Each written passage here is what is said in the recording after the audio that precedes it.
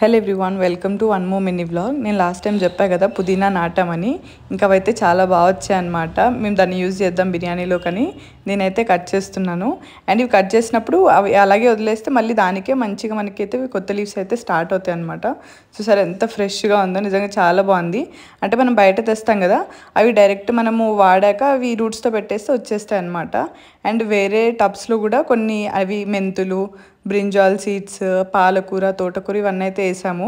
చూడాలి, ఒక 2-3 డేస్కి మంచి మొలకలు అయితే వచ్చాయి. ఇదైతే మెంతులు అనమాట, మెంతులు వేసాము, మంచి మొలకలు అయితే వచ్చాయి. చూడాలి ఎన్ని రోజులలో ఇదైతే గ్రోత్ వస్తుందో.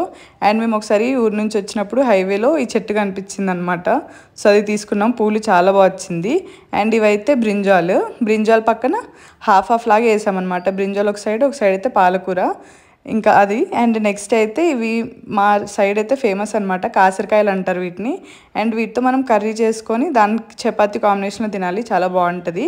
అండ్ కొంచెం కాకరకాయలాగే ఉంటుంది.